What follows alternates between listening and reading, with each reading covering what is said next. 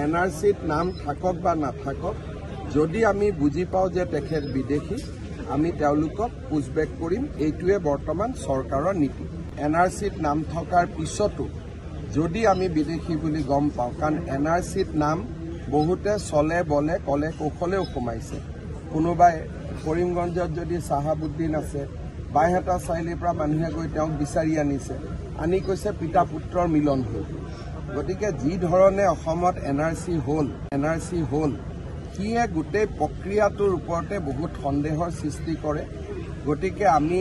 সিদ্ধান্ত লৈছোঁ যে NRCত নাম থাকক বা নাথাকক যদি বিদেশী বুলি তেওঁক আমি সম্পূৰ্ণভাৱে বুজি পাওঁ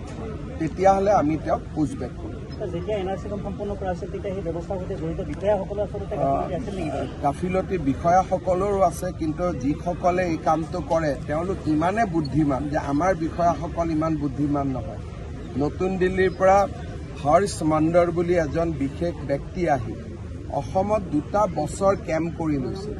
বহুকেইজন ডেকা যুৱকক আমেৰিকা আৰু ইংলেণ্ডত পঢ়ুৱাই লৈ আহিছিল অকল NRCখনত কেনেকৈ NRCখন বেয়া কৰিব পাৰে এই ধৰণৰ ষড়যন্ত্ৰবিলাক আমি সেই সময়ত গম পোৱা নাছিলোঁ আমিতো সাধাৰণভাৱে লৈছিলোঁ এতিয়া এই ঘটনাবোৰ মুখ্যমন্ত্ৰী হোৱাৰ পিছত মোৰ নলেজত আহিলে তেতিয়া মই মুখ্যমন্ত্ৰীও নাছিলোঁ গতিকে মই ব্যক্তিগতভাৱে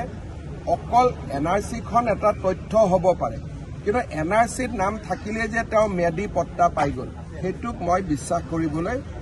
মই সাজু নহওঁ